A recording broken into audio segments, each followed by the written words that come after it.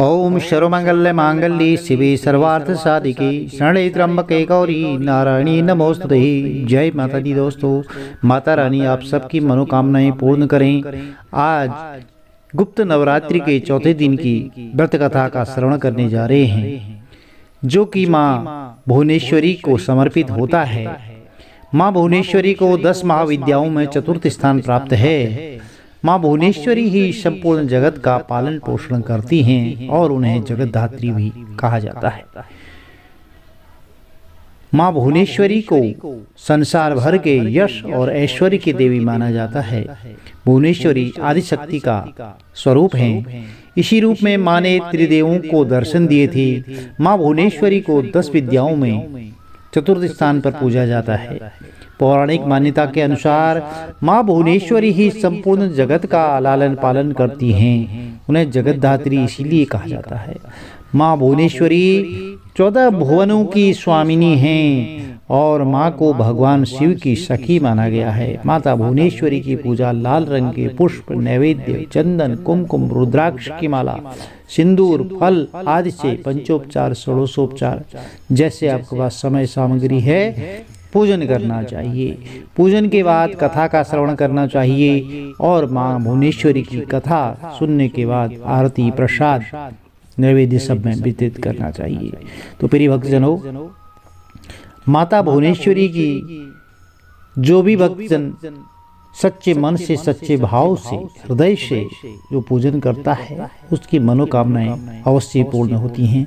यह जो गुप्त नवरात्रि होती हैं, यह गोपनीय रूप से, इनमें गुप्त रूप से पूजा पाठ किया जाता है और यह सिद्धियों के लिए होता है। ऋषि मुनि सिद्धियों की प्राप्ति करते हैं और ग्रस्त जन केवल सामान्य रूप से पूजन कर सकते हैं। इसमें सात्विकता बहुत ज़्यादा रखनी होती है, ब्रह्मचर्य का पालन करना होता है और यदि आप सच्चे मन से, सच्चे भाव से, हृदय से माता रानी के नाम का एक दीपक भी प्रज्वलित करते हैं और तो आपकी मनोकामनाएं माता रानी अवश्य ही पूर्ण करती हैं।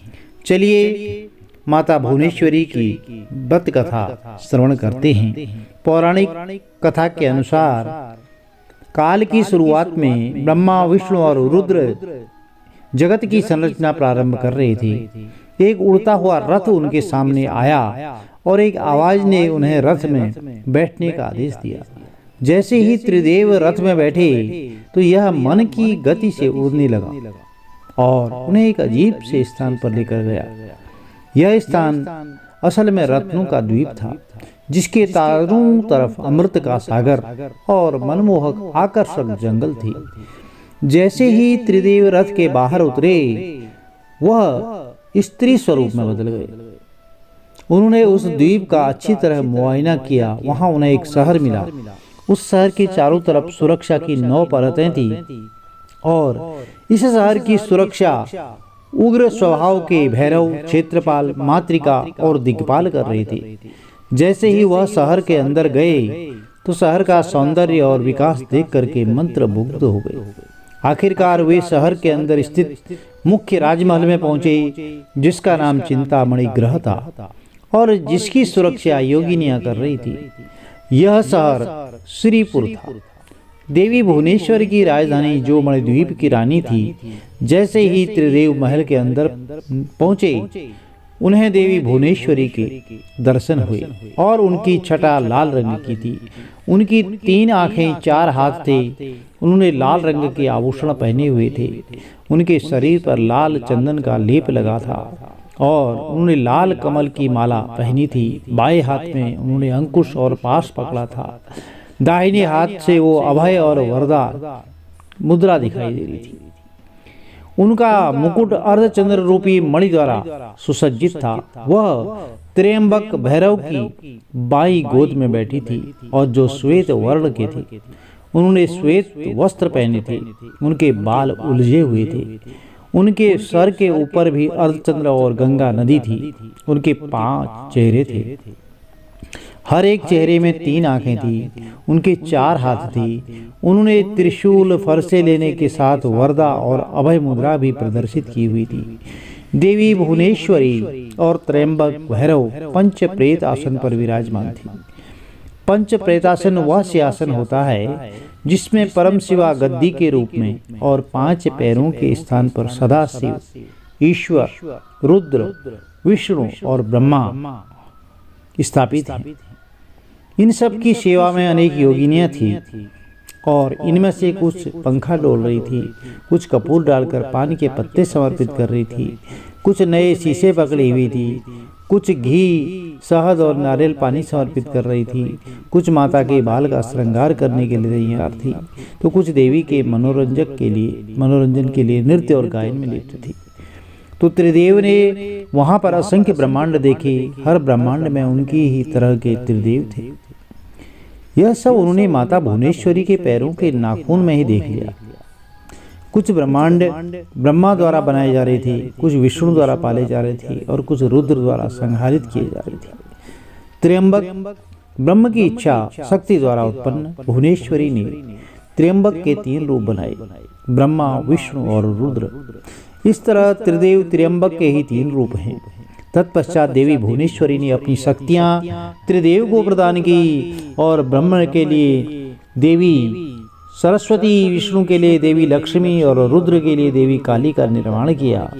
उन्हें इनकी ही जगहों पर स्थापित किया। ब्रह्मा और सरस्वती ने मिलकर के एक ब्रह्मांड रूपी अंडा बनाया। रुद्र और काली ने इसे तोड़ा और जिससे पंचतत्व स्वरूप में आए और इसके बाद पंचतत्व का उपयोग करके ब्रह्मा और सरस्वती ने संपूर्ण ब्रह्मांड की रचना की और विष्णु और लक्ष्मी जी ने इसके पालन पोषण का हर कार्य किया। अंत में रुद्र और काली ब्रह्मांड की समाप्ति की ताकि सरस्वती और ब्रह्मा पुनर्रचना शुरू कर सके। प्रिय भक्तजनों, गुप्त नवरात्रि में साधक माँ के 9 रूपों के साथ साथ 10 महाविद्याओं की पूजा करते हैं। खासकर जो लोग तंत्र साधना करते हैं या कोई सिद्धि प्राप्त करना चाह रहे हैं, वह लोग गोपनीय तरीके से गुप्त नवरात्रि में 10 महाविद्याओं की पूजा किया करते हैं।